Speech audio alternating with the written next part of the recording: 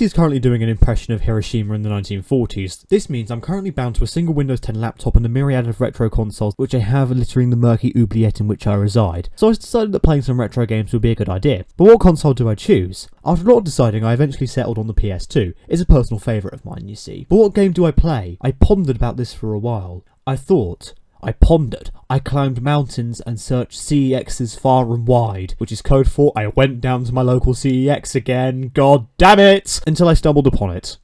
Tom Clancy's Ghost Recon. The PC classic that for some reason got ported to consoles. I'm surprised Red Storm actually managed to pull it off. I mean, most PC exclusives require an entire keyboard plus a numpad to play. What's the PS2 got? 16 buttons and a dream? But anyway, this game's really good. Like, really damn good. Holy shit, I wasn't expecting it to be this good. But why is that?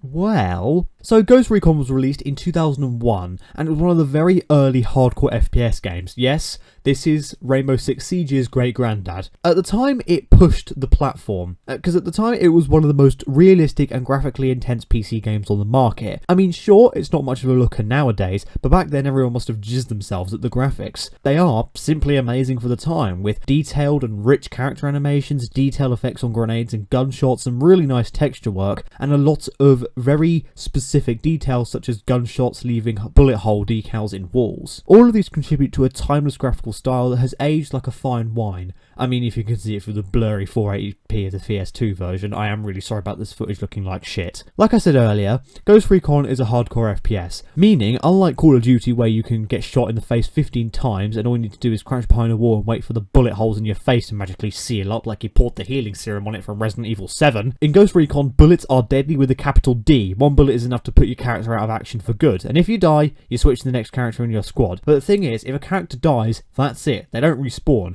You can sink a load of upgrade points into your best sniper, give him an amazing loadout, but it doesn't matter if he gets shot, he's dead. He ain't coming back. The game compensates for this by making enemies as fragile as Ghost Squad, and they can be killed with very few bullets as well. The realistic combat is backed up by the squad and loadout system. At the beginning of missions, you can assemble two squads, Alpha and Beta. You can assign different soldier types to each role, rifleman, support, demo man, sniper, and anti-vehicle specialist respectively. Each of these guys are good in specific situations. Say you're on the first level, has a lot of wide open spaces and a lot of high ground. This means it's advisable to take one sniper on each team. Say you've got to shit stomp a tank, well maybe it might be a good idea to take a demo man or anti-vehicle specialist. Say you've got to raid a house, take riflemen and support soldiers as they have machine guns and LMGs, perfect for close quarters environments. You can also assign weapons to each person, and each class has specific weapons they can use. For example, riflemen have assault rifles, support have LMGs, demomans have explosive weapons and SMGs, anti-tank personnel have machine guns and rocket launchers, and snipers have,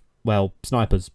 I don't really know what you want me to say about them, the clue's in the name. Another thing that adds to the gameplay is the map screen. During missions, at any time, you can open a map screen. This allows you to see the conditions of each individual squad members as well as being able to command squad members. Any team members that you aren't controlling will be controlled by AI and will follow commands that you can give to them via the map screen. This allows you to strategically plan missions. My personal favourite maneuver is what I like to call the whack, boom, and smack, boom. What you do is, you get a team with ARs and LMGs and get them to go in from the ground. Get another team and position them above the point of attack. Give them all 50 cal sniper rifles and get the LMG to storm the attack point on the ground and have snipers to back them up. The whack and smack.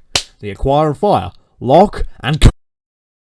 So yeah, the gameplay is extremely deep and honestly one of the most immersive games I've ever played, and I'm really sorry to use an overused slang term here, but no cap, it's amazing. The gameplay is complemented by the excellent sound design. Everything from the sound of footsteps against marshland to the sounds the guns make are amazing, and the minimal soundtrack honestly fits so well with the bleak environments you'll be fighting in. They're all great and honestly complement the gameplay so well. The story of Ghost Recon involves Russia trying to invade Georgia, and Ghost Squad need to stop that from occurring. Strangely topical considering the current situation of the world, but less said about that the better though. I actually want the slightest chance of this video getting pushed into the algorithm. The story is your classic Tom Clancy affair, focusing on large-scale geopolitical combat at the tail end of the Cold War. The story has Clancy's classic authenticity. This game has clearly been heavily researched to make the game as realistic as possible. Every organisation is named accurately, all the guns have correct ammo counts and handle how I assume the real-life counterparts do. This game is extremely authentic, and it lends to an authentic experience that helps the immersion a shit ton.